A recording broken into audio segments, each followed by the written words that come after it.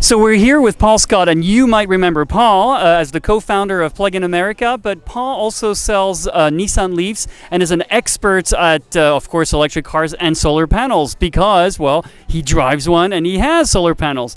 Paul, tell us a little bit about your input. Today is an amazing day. I mean, the turnout is amazing. What do you think?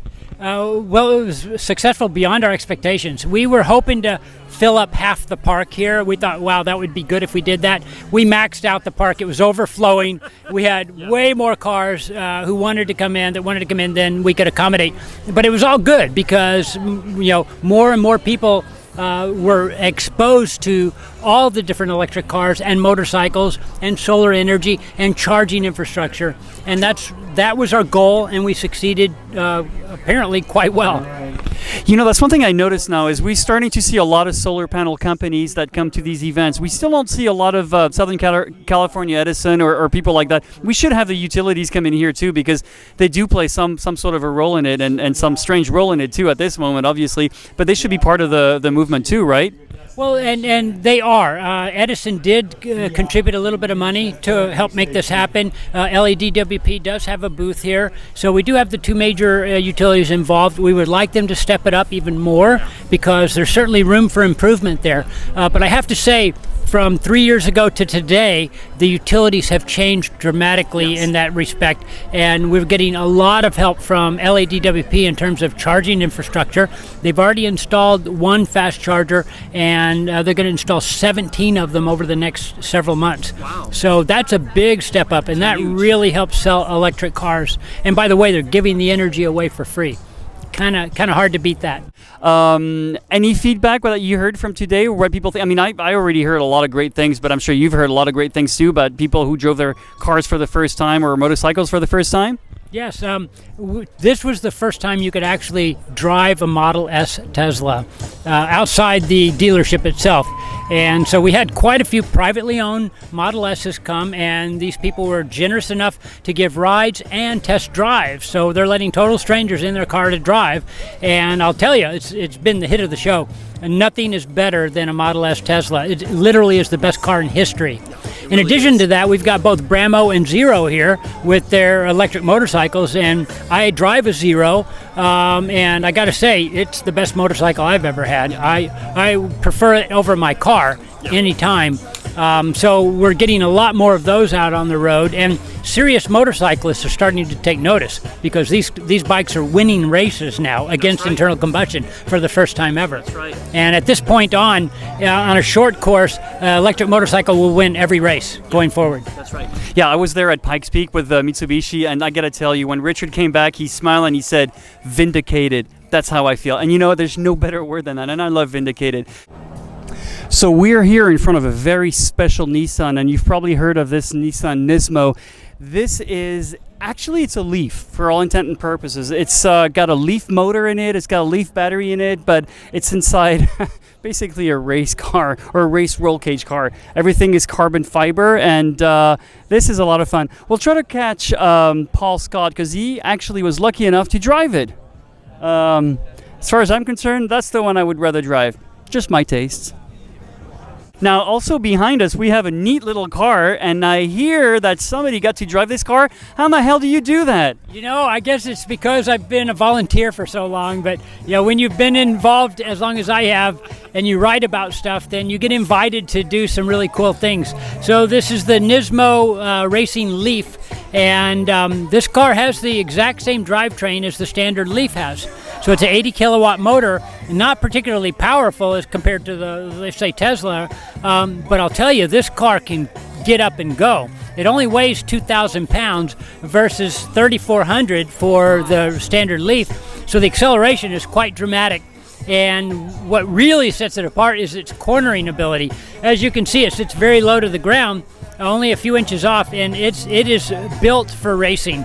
This car will literally take a 90-degree turn at about 50 miles an hour.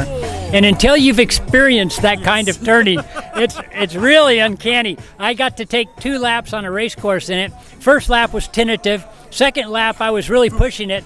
And then the professional driver said, switch sides.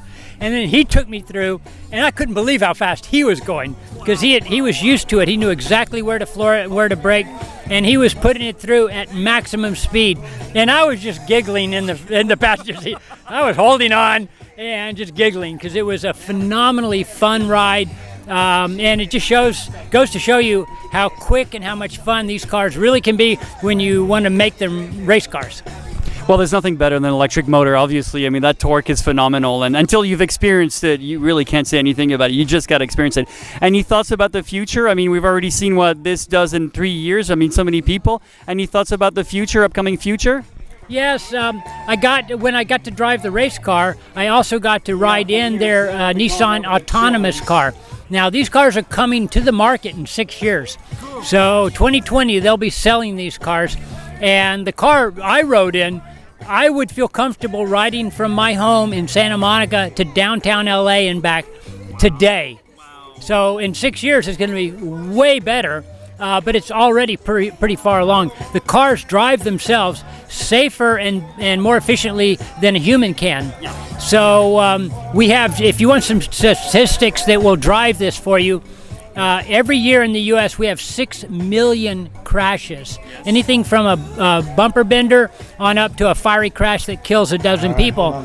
6 million. It costs us $160 billion a year. And it's the #1 cause of death from 4 years old up to 34 years old. #1.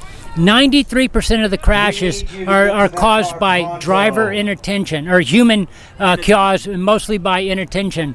So virtually all of that goes away when we have autonomous driving cars. So those cars will be much safer than any human can drive them. Yeah, and I like what you said. I mean, it is a really nice science fiction society where you actually step into a car, you can drink, you can read, you can work, you can do whatever, and then you just walk off the car, and it's no longer yours. There's no insurance, there's nothing to do, no parking. You don't even have to think about any of these things. You just hop on and hop off. Perfect for city living. Yes. If you're familiar with the company Uber, which is a new company that essentially, if you get an app on your phone that says, it's the Uber app, and then you can call up any car you want. There's probably 3 or 4 of them in your neighborhood driving around or available to drive around. So you say, I need a ride, and then the closest one comes and picks you up, takes you where you want to go, drops you off. It's kind of like a taxi service, but cheaper. And so Google recently bought Uber for several $100 million. And we know Google's been in the forefront of autonomous driving cars. Absolutely. So you can imagine in the future, you call up Uber and the car picks you up. There's no driver. Takes you where you want to go, drops you off. Perfect. And so an electric car and an Uber type service in the future can operate 24/7. So you buy the car, let's say the car costs $30,000, and the computer controls it, so you have no operator costs. The fuel costs are really cheap. You have a series of fast chargers around, so when it's not in operation, it's at the fast charger charging up, and it can take people to work in the morning, and then take people where they want to go during the day, take people back home to work in the afternoon, and in the evening takes people out to dinner or to a club, and then takes the drunk people home at midnight. And then there might be still some work to do in the late hours. But again, you can maximize the experience. You can maximize the cost of the vehicle over its entire lifetime, getting service like all day long, every day.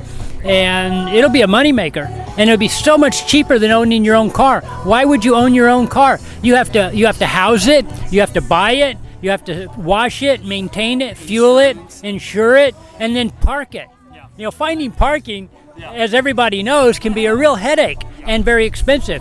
This car picks you up where you live, drops you where you want to go. You walk in. Yeah, it's perfect. I'm actually looking forward to that. I mean, I'll still have my collector's cars in the garage, but I don't really care about driving them every day. That's not the point anyway. So that I'm actually looking forward to, because I miss the days where I was in a bus or I was in a train and I can actually work and do all that things and talk to other people. So that'll be fun. Anyway, well, thanks. Thank you very much for everything today, for what you guys have been doing. And, well, I'm looking forward to next year and everything in between, huh?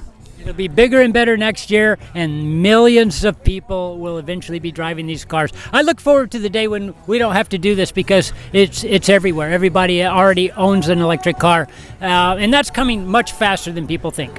Yeah, according to the young generation, they're ready. So I'm excited. Nicholas Art for Car News Cafe. Thank you, Paul, and then hope you've enjoyed this as much as we have.